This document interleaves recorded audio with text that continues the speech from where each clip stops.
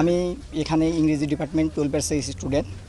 তো আমাদের এখানে যে ঝামেলাটা হয়েছে, এখানে অ্যাকচুয়ালি আমাদের কর্মসূচি ছিল অবস্থান কর্মসূচি। আমাদের উদ্দেশ্য ছিল আমরা মডার্নে গিয়ে অবস্থান করব, কিন্তু আমাদের যে এখানে ছাত্র সংগঠন আছে তারা আমাদের আগেতেই জানিয়ে দিয়েছিল যে অবস্থান, ছাত্রলীগ ছিল এখানে। তো ওরা আমাদের জানিয়ে দিছে যে এখানে হচ্ছে আপনাদের অবস্থান কর্মসূচি করা যাবে না, আপনারা হচ্ছে পদযাত্রা করেন।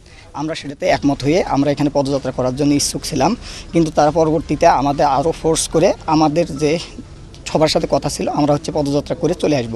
কিন্তু আমাদের যখন ক্যাম্পাসের গেটে যখন চলে গেছে তখন ছাত্রলীগ সহ বাকি স্যাররা যারা আছে তারা আমাদের হচ্ছে বাধা প্রদান করছে। স্যাররা অ্যাকচুয়ালি যখন সামনে আছে তখন পিছন থেকে এবং তাদের যারা তৃতীয় পক্ষ ছিল তারা স্যারের উপর আক্রমণ করে সেই দায় আমাদের সাধারণ শিক্ষার্থীদের উপর চাপানোর চেষ্টা করছে। এই রকম যে আন্দোলন থাকে সেই আন্দোলনগুলোতে বরাবরই ছাত্র তৃতীয় পক্ষ ঢুকে এবং সাধারণ শিক্ষার্থীদের উপর দায় চাপানোর চেষ্টা করে। তাই আমি আপনাদেরকে নিশ্চিত করতেছি যে এখানে না, এখানে আমাকে ছাত্রলীগের সভাপতি আমাকে চর থাপ্পড় মারছে। এখানে উনি আমাকে নিজে স্টিল আমাকে থাপ্পড় মারছে। এখানে কথা হচ্ছিল আমাদের এখানে গত 9 দিন ধরে এখানে আমরা অনুষ্ঠান করতে সমাবেশ করতেছি। এখানে কোনো প্রকার আমাদের সাধারণ শিক্ষার্থী বিশৃঙ্খলা করে নাই, কিন্তু ওনারা আসার কারণেই এই বিশৃঙ্খলা হয়েছে। এই দায়ভার সাধারণ শিক্ষার্থীদের না।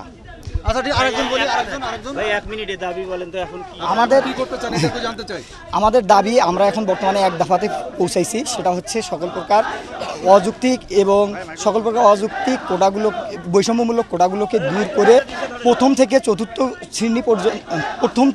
শ্রেণী পর্যন্ত যথাযথ কোটা সংস্কার করা। আর এখানে আমাদের হচ্ছে বিচার বিভাগের সাথে আমাদের কোনো সম্পর্ক নেই, আমাদের সম্পর্ক হচ্ছে নির্বাহী বিভাগের কাছে। কারণ আপনারা জানেন সংবিধানের 29 নম্বর অনুচ্ছেদে বলা হয়েছে সরকারি চাকরির ক্ষেত্রে সকল নাগরিক সমান সুবিধা ভোগ করবে। কিন্তু এখানে আরও আছে যারা অনগ্রসর জনগোষ্ঠী আছে, তাদের জন্য একটা নির্দিষ্ট কোটা ব্যবস্থা থাকবে। এটা কোটা ব্যবস্থা কিছু সংখ্যক অনগ্রসর জনগোষ্ঠীর জন্য এটা সাংবিধানিক অধিকার, কিন্তু 18-এর পরিবর্তে যেটা করা হয়েছিল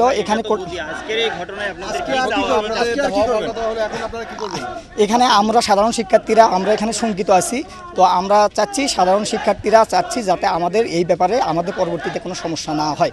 কারণ এখানে যে সমস্যাটি হয়েছিল সেই সমস্যাটি আমরা সাধারণ শিক্ষার্থী দায়ী না। এখানে তৃতীয় পক্ষ ঢোকার কারণে, তারা বাধা দেওয়ার কারণে এই পরিস্থিতি হয়েছিল। সুতরাং আমরা আশঙ্কা প্রকাশ করতেছি।